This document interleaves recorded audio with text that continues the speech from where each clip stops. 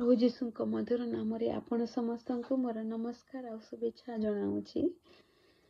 ଆଜି ପ୍ରଭୁଙ୍କ ଅନୁଗ୍ରହରୁ ହୃଦୟ ରୋଗାଗ୍ରସ୍ତ ସ୍ତ୍ରୀର ଦ୍ୱିତୀୟ ଭାଗ ଆମେ ଦେଖୁଥିବା, ଯେଉଁ ଭାଗ କି ଆମେ ପାଇବା ଆଜି ଲୁକ ଲିଖିତ ସୁସମାଚାର 8 ପର୍ବ 45 ରୁ 48 ମଧ୍ୟରେ। ଲୁକ 8 ପର୍ବ 45 ରୁ 48 ମଧ୍ୟରେ। ଆଉ ସେଇଥିରେ ପ୍ରଭୁ ଯୀଶୁଙ୍କର ପ୍ରଥମ ଧାଡ଼ି ଥିଲା ଯେ କିଏ ମୋତେ ଛୁଇଁଲା, ହୁ ଟଚ୍ଡ ମି। ପ୍ରଭୁ ଯୀଶୁଙ୍କ ଉପରେ ଅନେକ ଲୋକ ମାଡ଼ି ପଡ଼ୁଅଛନ୍ତି ଏହି ନିର୍ଦ୍ଦିଷ୍ଟ ସମୟରେ, ଯେହେତୁ ସେ ଜାଇରସଙ୍କ କନ୍ୟା ପାଖକୁ ଯାଉଅଛନ୍ତି ଆଉ ଅନେକ ଭିଡ଼ ତାଙ୍କୁ ଫଲୋ କରୁଅଛି ଆଉ ଅନେକେ ତାଙ୍କୁ ଛୁଉଁଛନ୍ତି, ତାଙ୍କରି ପାଖରେ ଚାଲୁଅଛନ୍ତି। କିନ୍ତୁ ପ୍ରଭୁ ଯୀଶୁ କେଉଁମାନେ ଛୁଉଁଛନ୍ତି, କେତେ ଲୋକ ମୋତେ ଛୁଇଁଲେ ତାହା ନ ପଚାରି ସେ କହିଲେ କିଏ ମୋତେ ଛୁଇଁଲା। ଏହା ଗୋଟିଏ ଜଣକର ପ୍ରଶ୍ନ ଅଟେ ବା ଜଣେ ବ୍ୟକ୍ତି ପ୍ରଭୁ ଯୀଶୁଙ୍କୁ ଛୁଇଁଅଛି, ଯାହାକି ସେ ଅନୁଭବ କରିପାରିଅଛନ୍ତି। ଆଉ ଆମେ ଦେଖିବା ଯେ ପ୍ରଭୁ ଯୀଶୁ ମନୁଷ୍ୟ ହେଲେ ମଧ୍ୟ ସେ ଈଶ୍ୱର ଥିଲେ ଆଉ ସେ ସମସ୍ତ ବିଷୟ ସେ ଜାଣିପାରୁଥିଲେ। ତାଙ୍କରି ଆଗରେ କିଏ ଅଛି, ପଛରେ କିଏ ଅଛି, କ'ଣ ହେବ, ସମସ୍ତ ବିଷୟ ପ୍ରଭୁ ଦେଖିପାରୁଥିଲେ ତାଙ୍କରି ଦୃଷ୍ଟିରେ। ଆଉ ଯାହାର ଏକ ଜ୍ୱଳନ୍ତ ଏକ୍ଜାମ୍ପଲ୍ ଆମେ ପାଇବା ଜନ୍ ଚାପ୍ଟର 1 verse 48। ଜୋହନ 1 ପର୍ବ 48 ପଦରେ ଯେତେବେଳେ ସେ ନାଥାନିଏଲ ସହିତ କଥା ହେଉଛନ୍ତି, ସେ ନାଥାନିଏଲକୁ କହିଲେ, ହେ ନାଥାନିଏଲ, ତମେ ଫିଲିପ ତୁମକୁ ଡାକିବା ପୂର୍ବରୁ ତମେ ଯେତେବେଳେ ଫିଗ ଟ୍ରି ତଳେ ବସିଥିଲ ସେତେବେଳେ ମୁଁ ତୁମକୁ ଦେଖିଥିଲି। ଆଉ ନାଥାନିଏଲ ଆଶ୍ଚର୍ଯ୍ୟ ହେଇଗଲେ, ପ୍ରଭୁ ଯୀଶୁ କିପରି ଜାଣିଲେ କହିକି। ତାହା ଏଥିରୁ ଆମେ ଦେଖୁଅଛୁ ଯେ ପ୍ରଭୁ ସବୁ ବିଷୟ ଜାଣିପାରନ୍ତି ଆଉ ନିଶ୍ଚିତ ରୂପେ ଏହି ସ୍ତ୍ରୀର ବିଷୟ ମଧ୍ୟ ସେ ଜାଣିଥିବେ ଯେ ଏହି ସ୍ତ୍ରୀ ଯେ କି ପ୍ରଦର ରୋଗାଗ୍ରସ୍ତା 12 ବର୍ଷରୁ କଷ୍ଟ ପାଉଛି, ସେଇ ସ୍ତ୍ରୀ ତାଙ୍କୁ ସେଦିନ ଛୁଇଁଅଛି କହିକି। କିନ୍ତୁ ସେ କହିଲେ କିଏ ମୋତେ ଛୁଇଁଲା, କାରଣ ପ୍ରଭୁ ଯୀଶୁ ସେଇ ସ୍ତ୍ରୀକୁ ସେଇ ଭିଡ଼ ମଧ୍ୟରେ, ସେ ଲୋକମାନଙ୍କ ମଧ୍ୟରେ ପ୍ରକାଶିତ କରିବା ପାଇଁ ଚାହୁଁଥିଲେ। ଯେହେତୁ ସେଇ ସ୍ତ୍ରୀ ନିଜର ପୀଡ଼ା ଯୋଗୁଁ ସମାଜରୁ ନିଜକୁ ବଞ୍ଚିତ କରି ରଖିଥିଲା, ସାମାଜିକ କାର୍ଯ୍ୟକ୍ରମରୁ ସେ ନିଜକୁ ଅଲଗା କରିକି ରଖିଥିଲା ଆଉ ସେ ଏହି ରକ୍ତସ୍ରାବ ହେବା ଯୋଗୁଁ ସେ ନିଜକୁ ଅଶୁଦ୍ଧ ବୋଲି ମନେ କରୁଥିଲା ଆଉ ଅନ୍ୟମାନେ ମଧ୍ୟ ସେହିପରି ଭାବରେ ତାହାକୁ ଦେଖୁଥିଲେ। ଆଉ ତେଣୁକରି ପ୍ରଭୁ ଯୀଶୁ ତାହାକୁ ପ୍ରକାଶନ କରିବା ପାଇଁ ଚାହିଁଲେ ସେଇ ଲୋକମାନଙ୍କ ନିକଟରେ, ଯେଉଁ ଲୋକମାନଙ୍କ ନିକଟରେ ସେ ଲୁଚିକି ରହିଅଛି। ଆଉ ପରମେଶ୍ୱରଙ୍କର ଏକ ୟୁନିକ୍ ୱେ ଥାଏ ନିଜର ସନ୍ତାନମାନଙ୍କୁ ଏକ୍ସପୋଜ କରିବା ପାଇଁ, ଯେଉଁମାନେ କି ଗୁପ୍ତ ଭାବରେ ତାଙ୍କରି ଉପାସନା କରନ୍ତି, ଯେଉଁମାନେ କି ପ୍ରଭୁଙ୍କ ଠାରେ ନିଜର ବିଶ୍ୱାସକୁ ରଖନ୍ତି, ଯେଉଁମାନେ କି ପ୍ରଭୁଙ୍କର ପଥରେ ପ୍ରତିଦିନ ଚାଲନ୍ତି। ଆଉ ପ୍ରଭୁ ତାହା ଗୁପ୍ତରେ ସବୁ ବିଷୟ ଦେଖୁଥାନ୍ତି ଆଉ ଉପଯୁକ୍ତ ସମୟରେ ପରମେଶ୍ୱର ତାଙ୍କରି ସନ୍ତାନମାନଙ୍କୁ ଲୋକମାନଙ୍କ ପାଖରେ ଏକ୍ସପୋଜ କରିଥାନ୍ତି, ଲୋକମାନଙ୍କ ପାଖରେ ପ୍ରକାଶିତ କରିଥାନ୍ତି।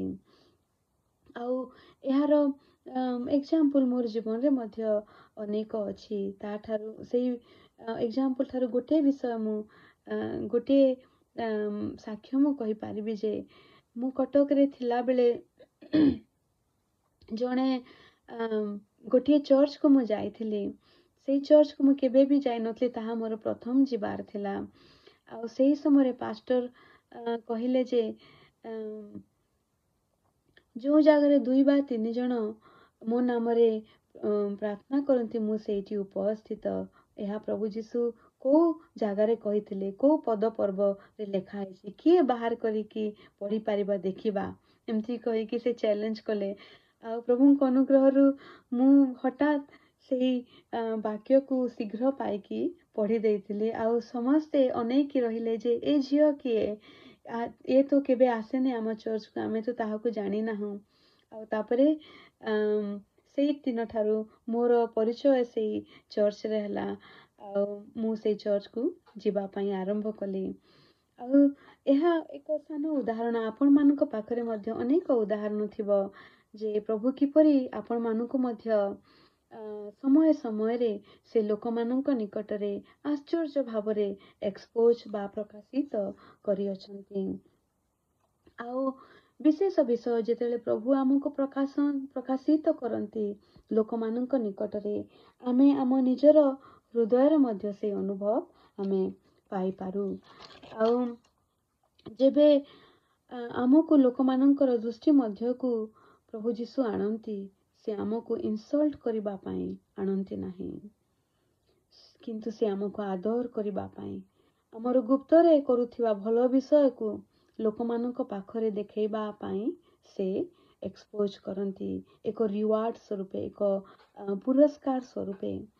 ଆମେ ଯେତେବେଳେ ଜାଣିଯାଉ ଏହା ଆମ ପ୍ରଭୁ ଯିଏକି ଆମକୁ ଏକ୍ସପୋଜ କରୁଅଛନ୍ତି, ତେବେ ଆମେ ଆଉ କୌଣସି ବିଷୟକୁ ନ ଦେଖୁ, ଆଉ କୌଣସି ବିଷୟ ଦ୍ୱାରା ଅଟକି ନ ଯାଇ ଆମେ ସାଙ୍ଗେ ସାଙ୍ଗ ଆମେ ବି ଫ୍ରି ଅନୁଭବ କରୁ ଆମର ଏକ୍ସପୋଜର ବିଷୟକୁ ନେଇକି।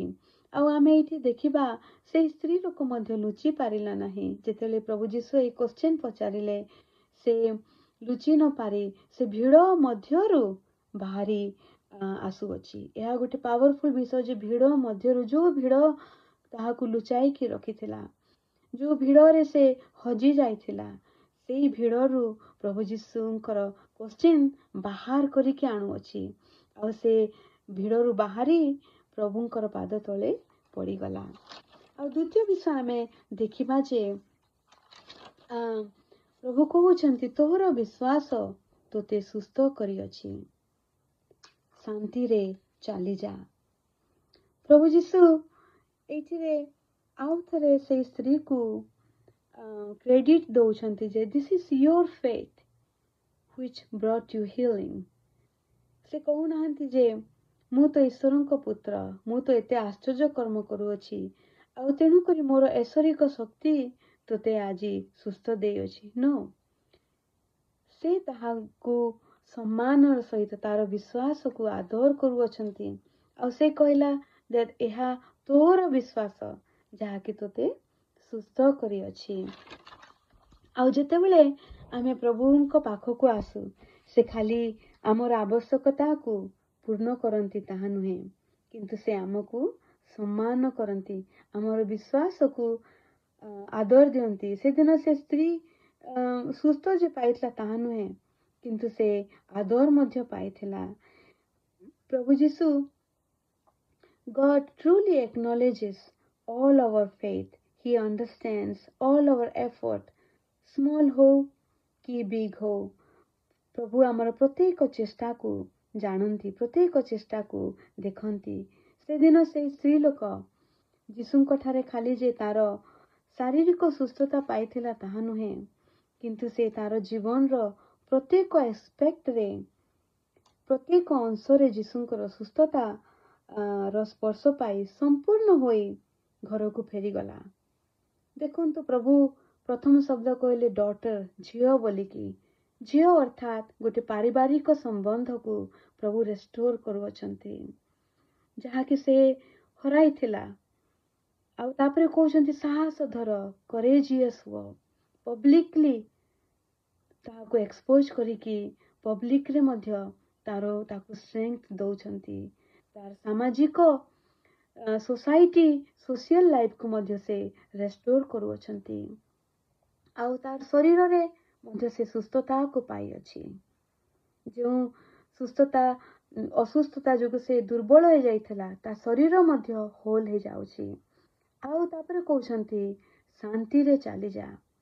ଶାନ୍ତିରେ ଚାଲିଯା ମିନ୍ସ ଦ୍ୟାଟ୍ ଶାନ୍ତି ତାର ସହିତ ରହିକି ଯାଉଛି, ଆଉ ତାଠୁ କେବେ ଅଲଗା ହେବ ନାହିଁ। ଶାନ୍ତିରେ ସେ ବାସ କରିବ ତାର ଜୀବନ ସାରା, ପ୍ରତ୍ୟେକ ଆସ୍ପେକ୍ଟରେ, ତାର ମାନସିକ ସ୍ଥିତିରେ, ଶାରୀରିକ ସ୍ଥିତିରେ, ସାମାଜିକ ସ୍ଥିତିରେ ସେ ସୁସ୍ଥତା ପାଇଲା। ଆଉ ପ୍ରଭୁ ଯୀଶୁ ସେହି ସୁସ୍ଥତାର ପରମେଶ୍ୱର। ଯେତେବେଳେ ଆମେ ତାଙ୍କ ପାଖକୁ ଆସୁ, ସେ ଆମର ସାନ ସାନ ନିଡ୍ ପାଇଁ ଆମେ ଆସିଥାଉ, କିନ୍ତୁ ପ୍ରଭୁ ଆମକୁ ହୋଲ୍ କରିଦେଇଥାନ୍ତି। ପ୍ରଭୁ ଆମର ପ୍ରତ୍ୟେକ ଏକ୍ସପେକ୍ଟରେ ତାଙ୍କରି କାର୍ଯ୍ୟ, ତାଙ୍କରି ସୁସ୍ଥତାକୁ ଦେଇଥାନ୍ତି। ଆଉ ପ୍ରଭୁଙ୍କର ଧନ୍ୟବାଦ ହଉ ଯେ ଆମେ ସେହି ପ୍ରଭୁଙ୍କର ସନ୍ତାନ ସନ୍ତତି। ଆଉ ଯେତେବେଳେ ଆମେ ତାଙ୍କଠାରେ ରହୁ, ତାଙ୍କଠାରେ ଡ୍ୱେଲ୍ କରୁ, ତାହେଲେ ଆମେ ମଧ୍ୟ ଆମ ଜୀବନର ପ୍ରତ୍ୟେକ ଆସ୍ପେକ୍ଟରେ ତାଙ୍କରି ଉପସ୍ଥିତିକୁ, ତାଙ୍କରି ସୁସ୍ଥତାକୁ, ତାଙ୍କରି ଶାନ୍ତିକୁ ଆମେ ପାଇପାରିବା। ପ୍ରଭୁ ଏହି ବାକ୍ୟ ଦ୍ୱାରା ଆମମାନଙ୍କୁ ଆଶୀର୍ବାଦ କରନ୍ତୁ। ଧନ୍ୟବାଦ।